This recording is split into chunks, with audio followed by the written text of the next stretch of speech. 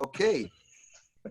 And we have to, and Well, we're one more joined here credit goes for today. you. Yes. Very excited to be joined here today by Kirill Mikhanovsky. He is the director, co-writer, editor, producer of the sensational fiction feature film made in Milwaukee, set in Milwaukee, that has been just a tremendous international accomplishment. Kirill, thank you for joining today. How are you? Thank you. Thank you for having me. It's a thrill to be here. I'm great. Holding it together and working hard and remaining positive, optimistic, and productive. Well, Thank it's excellent to see you. And, one of the things, we're celebrating this film today. It's available now on Sofa Cinema. If you haven't seen it, what are you doing? It's the most important fiction feature to ever come out of Milwaukee.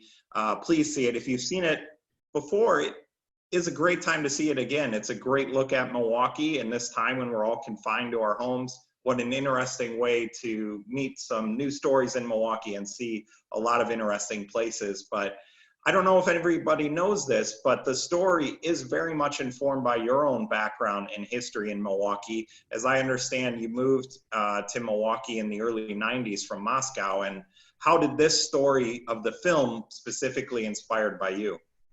The film is pure fiction, but it was informed by my experience of being working as a medical transport driver in the 90s. I had a host of jobs as I was attending the WM program, linguistics program, intending on going to law school, but things changed. I became a filmmaker, and that particular job was one of the most important formative experiences of my life as a human and as a director. And a number of years later, Ellis Austin and I went back to those experiences and used them as a starting point for writing and making of Give Me Liberty.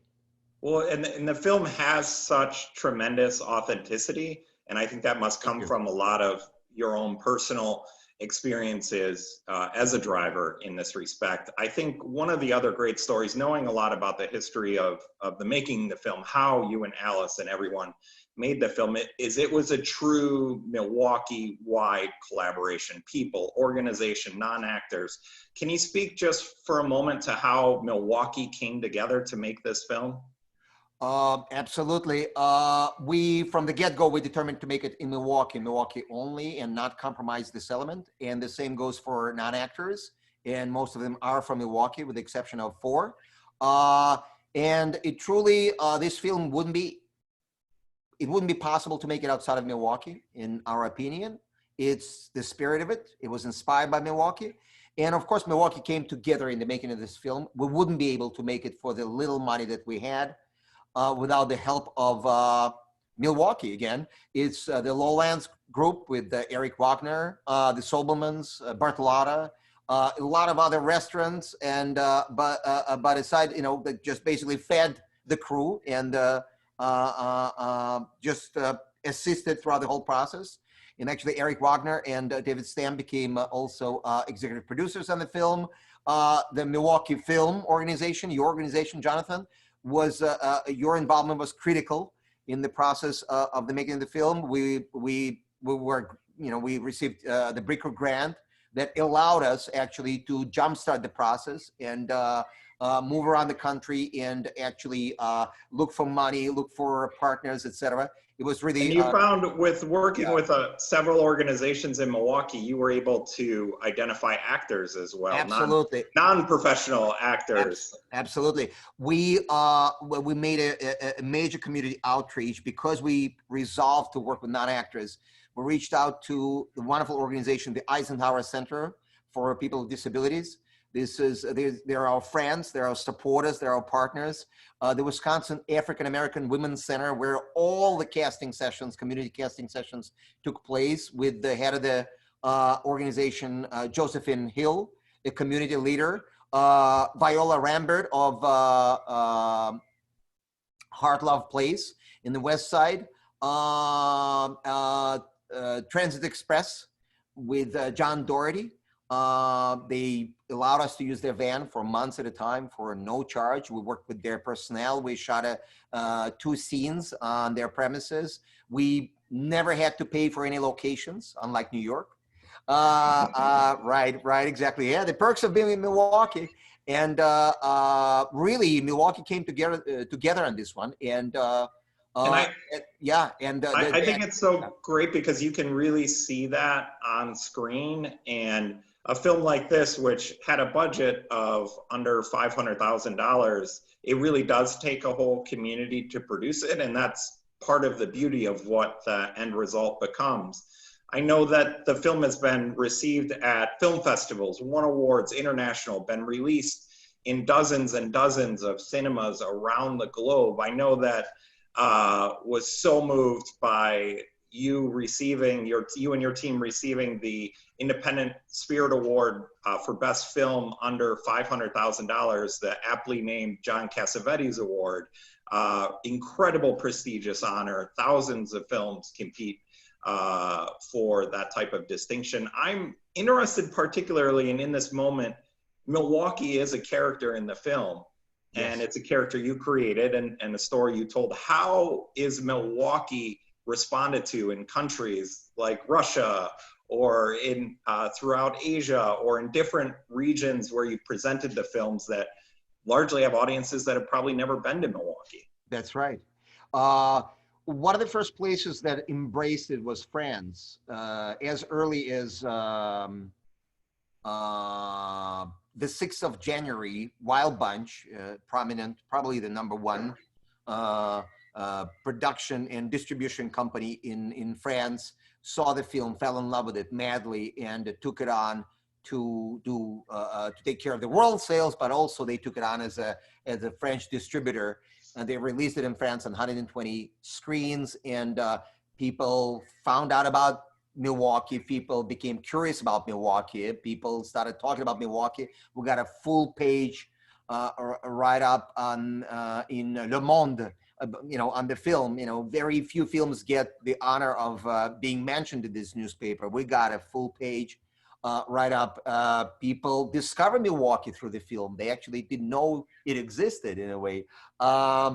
People love the film in France. People in Russia absolutely madly in love with the film for different reasons. They react. I was at a couple of screenings of the film in Russia, and the places where people laugh and how they react. It was a riot actually at the first screening, starting with Give Me Liberty. And in such highly politicized society as Russia is today in Moscow, just the sheer words "Give Me Liberty" already brought the whole auditorium to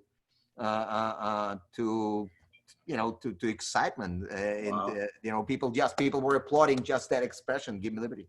So, like a whole new meaning is taken on. People love the film all over the world. I mean, and this is just such a confirmation of the universal qualities of the film and universal qualities of the main character of the film, which is Milwaukee.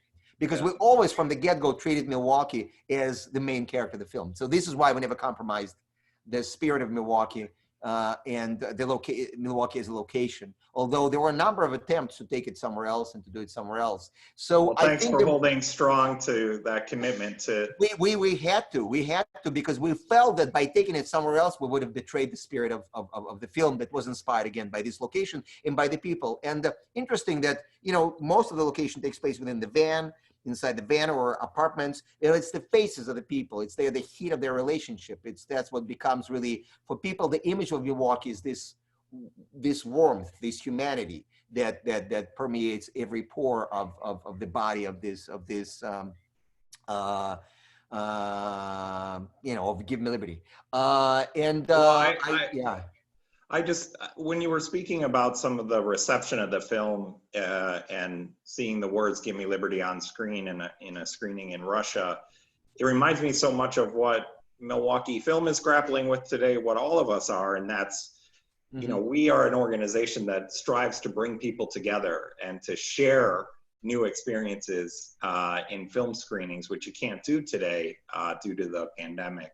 And I'm wondering, as a filmmaker, how is the isolation impacting your work and your profession, and what are your observations on that? Well, it's a trying moment for all over the world, no matter what we do, and of course it's a very challenging moment for all of us. And I'm not on the front lines. I'm not in the trenches of this drama. I'm not a doctor or a nurse, and so I'm thinking to myself, what can I do to help the situation, and what can I do to survive? Well, first of all, one of my obligations, even though it's kind of passive, is not to burden the health system with my being sick.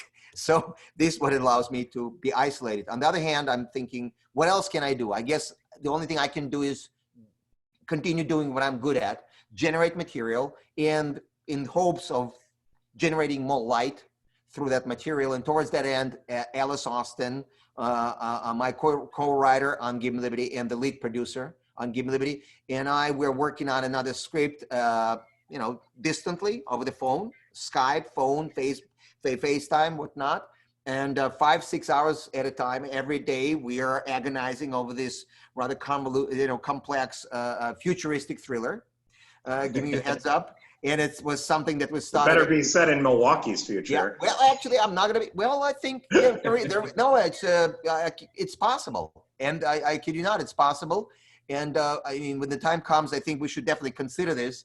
And we have a soundstage here, so certain things can be done certainly, and certain streets actually could be done as sort of like the bespoke steampunk, world of 2054 that we're talking about. So what year was it?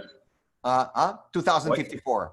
54. Yeah, 54. Yeah, few years from now. The pandemic is over by then, right?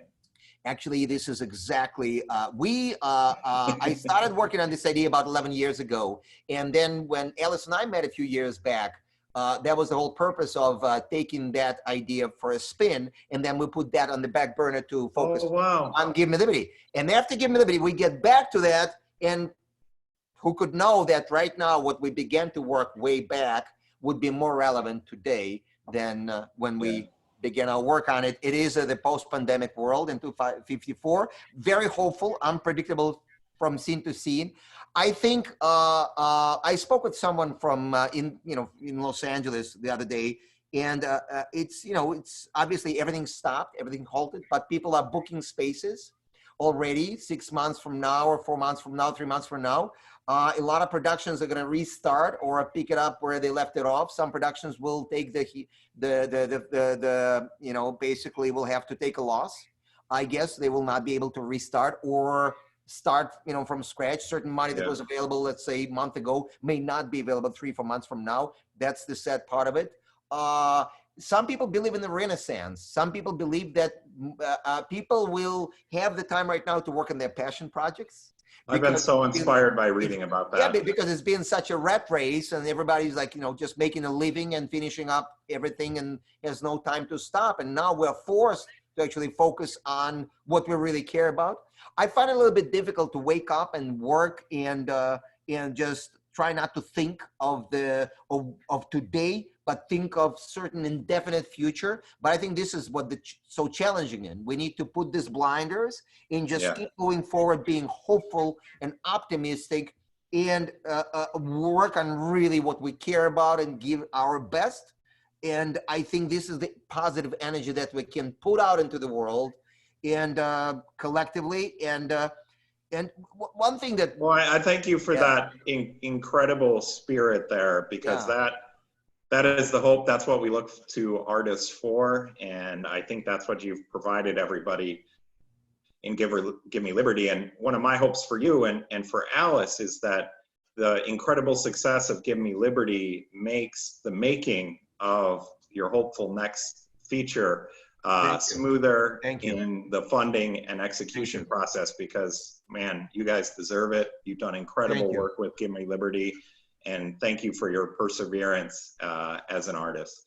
Well, thank you, Milwaukee. Thank you, Milwaukee Film, for making it possible for us, making it happen. Thank you for this amazing opportunity to put the word out there and to show the film to people. Looking forward to making more films in Milwaukee soon. And with you, Milwaukee. we love that sentiment on Milwaukee Right. Day, 4/14. Thank you so much, Kirill, for joining us. Watch Give Me Liberty. It's available on Sofa Cinema today. Thank you. Cheers. Cheers.